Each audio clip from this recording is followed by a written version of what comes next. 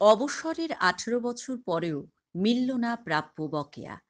প্রাপ্য টাকার দাবিতে অবসরের পর থেকেই আধিকারিকের দ্বারস্থ ৭৭ বছরের বৃদ্ধ।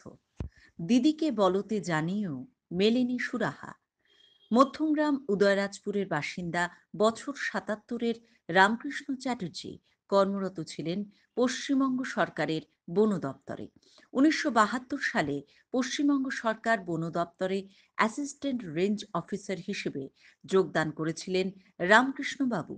তৎকালীন সরকারের নিয়ম অনুযায়ী সরকারি কাজে যোগ দিতে গেলে ৫০০ টাকা সিকিউরিটি মানি হিসেবে জমা দিতে হবে।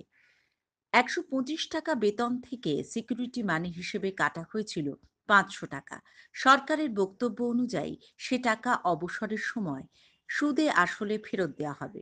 অবসরের পরে সেই অর্থের দাবি করলে তা ফেরত দেওয়া হয়নি এখনো পর্যন্ত।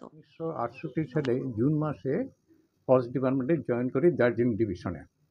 আমার অ্যাপয়েন্টমেন্ট লেটারে সেইভাবে লেখা ছিল এবং সেইখানে দার্জিলিংয়ে জয়েন করার পরে আমাকে ওখানকার যে ডিভিশনাল ফরেস্ট অফিসার ছিলেন উনি বললেন যে আপনারা যে র্যাঙ্কে আছেন এই র্যাঙ্কের একটা সিকিউরিটি মানি জমা দিতে হবে। অ্যাট এ টাইমে কাটা হবে না, ৫০০ টাকা সিকিউরিটি মানি আপনাদের স্যালারি থেকে কেটে নেওয়া হবে এবং পাসবই ওই দার্জিলিং পোস্ট অফিসে পড়লো, তার নম্বর সাসনসাস। তারপরে আমার ১৯৭২ সালে মে মাসে আপনার সেই সিকিউরিটি মানি কমপ্লিট হয়ে যায় এবং কথা ছিল যখন এমপ্লয়ি রিটায়ার করবে সেই সময় সেই পোস্ট অফিসের থেকে সমস্ত টাকাটা উইথ ইন্টারেস্ট সেই পার্সনকে রিটার্ন দেওয়া হবে।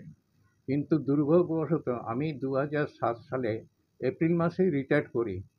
তারপরে আমি সেই টাকা পাইনি। নানা রকম আমার ডিভিশন এইখানে হেড অফিসারকে কলকাতার প্রিন্সিপাল চিফ কনজারভেটরকে আমি দুবার চিঠি দিই। সেই চিঠির কিন্তু তার কোনো আমি রিপ্লাই পাই না।